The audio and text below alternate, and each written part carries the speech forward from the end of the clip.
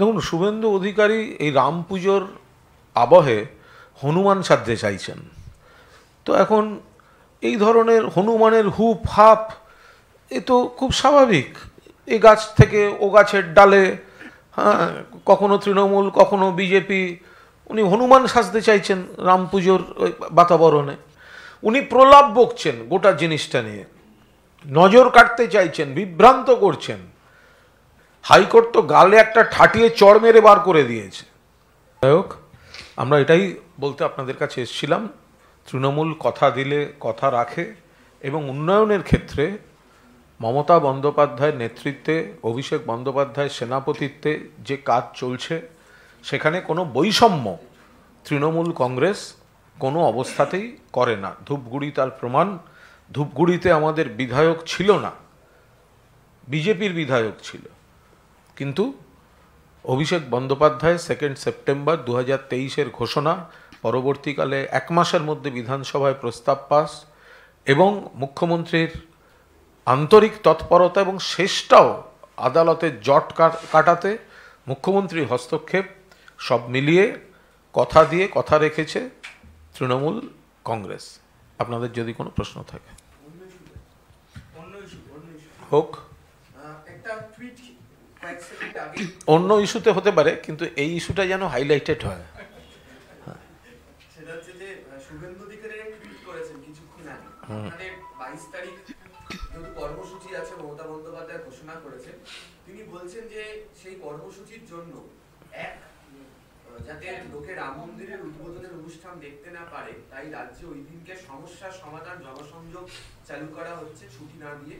2 হচ্ছে একাধিক জায়গাতে মেইনটেনেন্স ওয়ার্ক করা হবে ইলেকট্রিসিটি বন্ধ করে। এবং 3 নম্বর বলছে যে ডায়মন্ড হারবার মডেল করা হচ্ছে, যে কারণে মহেশতলার উদাহরণ তিনি টেনেছেন, যেখানে রাম পুজো করতে যাওয়া হয়েছিল সে অনুমতি দেওয়া হচ্ছে না। এই আচরণ করে আসলে ওই দিনকে বিঘ্ন ঘটানোর চেষ্টা হচ্ছে, যাতে কেউ রামের পুজো বা ওই অনুষ্ঠানে অংশগ্রহণ করতে না পারে। দেখুন, শুভেন্দু অধিকারী এই রাম পুজোর আবহে হনুমান সাজতে চাইছেন। তো এখন এই ধরনের হনুমানের হুপ হাপ এ তো খুব স্বাভাবিক। এই গাছ থেকে ও গাছের ডালে, হ্যাঁ, কখনো তৃণমূল কখনো বিজেপি, উনি হনুমান সাজতে চাইছেন রাম পুজোর বাতাবরণে। গতকাল একটা টুইট করলেন যে রাম মন্দিরের উদ্বোধন দেখতে না দেওয়ার জন্য মেনটেনেন্সের কাজ হবে, এই হচ্ছে সার্কুলার। কিছুক্ষণের মধ্যে টুইট উইথড্র। কেন না, 2023 সালের নোটিফিকেশান যে 21শে জানুয়ারি থেকে কিছু কিছু এলাকায় মেনটেনেন্সের কাজ হবে, ফলে বিদ্যুৎ সরবরাহ ব্যাহত হতে পারে। 23 সালের যেটা নোটিফিকেশান, সেইটাকে উনি 24-এ দিয়ে রাম মন্দির বিঘ্নিত হবে, হ্যান হবে ত্যান হবে বলে একটা টুইট করলেন।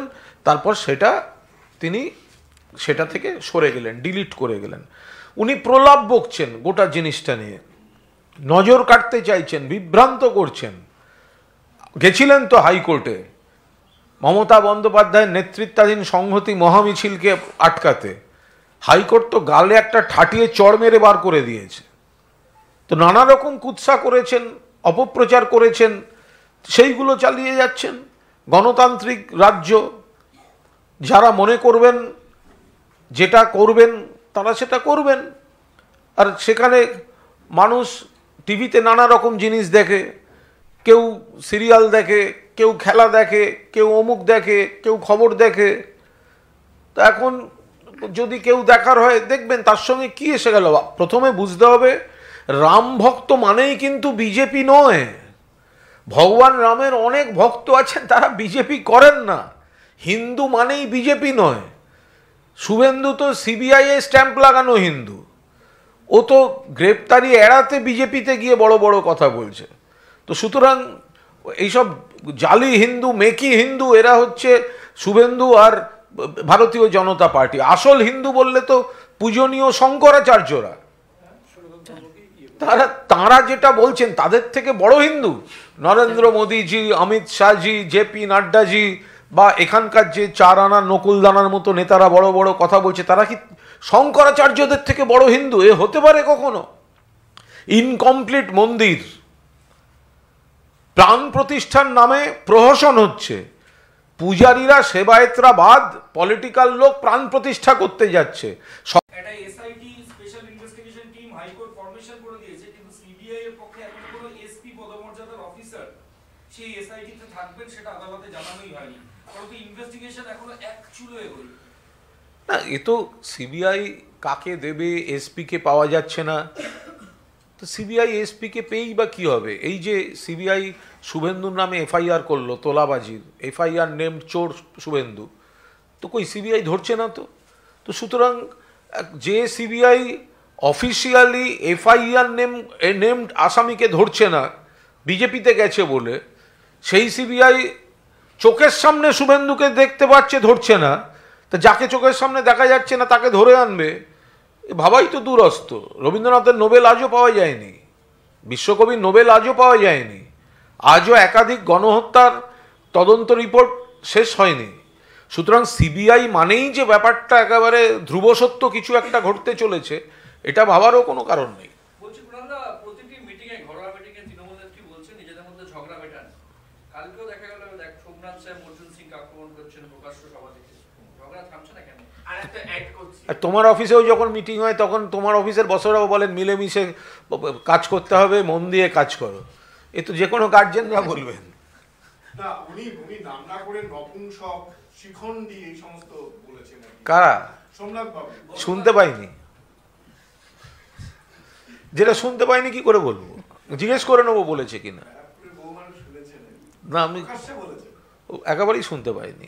গার্জেনদের মধ্যে বলবেন ঝগড়া চলবে না, আদৌ তা নয়। তৃণমূল কংগ্রেস ঐক্যবদ্ধ সুসংহত একটা দল, এত বড় একটা পরিবার, এত বড় একটা দল, কোথাও কোনো বিচ্ছিন্ন যদি কোনো মতপার্থক্য থাকে। একটা হলুদ ফাইল দেখিয়ে সোমনাথ সাহেব বলেছেন যে এর মধ্যে সাংসদের মাদক পাচারের সমস্ত ইনফরমেশন আছে। আমি একেবারেই বলতে পারবো না, তবে এইটুকু বলতে পারি যে এই সমস্যা মিটে যাবে। এত বড় দল, এত বড় সংসদ তৃণমূলের, গোটাটাই একটা ঐক্যবদ্ধ, মমতাদির নেতৃত্বে, অভিষেকের সেনাপতিত্বে, সিনিয়র জুনিয়র সবাই মিলে একসঙ্গে একটা সংসদ চলছে, সেখানে কোথাও কোনো বিচ্ছিন্ন ঠুকঠাক হলে ওগুলো কোনো বিষয় না। কালীঘাটে আচ্ছা, হিন্দিটা আমি এবার করে নিই। দুটো বাংলা বাকি আছে, Last বুঝতে শেষ। পরে আমার অনেকে ওই এলাকার লোকজন, সন্দেশখালী এলাকার লোকজন বলছেন যে কোড়াকাটি বলে একটি জায়গায় বাইকে করে দক্ষিণ চব্বিশ পরগনার বিভিন্ন জায়গায় লোকেশন বদলে বদলে রয়েছেন শাহজাহান। এটা এলাকার লোকজন বলছেন, কিন্তু পুলিশ নাগাল পাচ্ছেন না বা তাকে ধরা যাবে। এই নির্দিষ্ট এলাকাটা নিয়ে শুধুমাত্র প্রাক্তন বাম ওরা- বিধায়ক তিনি বলছেন এবং লাগাতার যারা দেখেছেন তারা ধরে দিন, মিটে গেল। যারা দেখতে পাচ্ছেন, যারা এসব এত বাম বিধায়ক, কত বড় ব্যাপার, বিধায়ক ছিলেন, তার মানে তো তিনি ফেলনা লোক নন।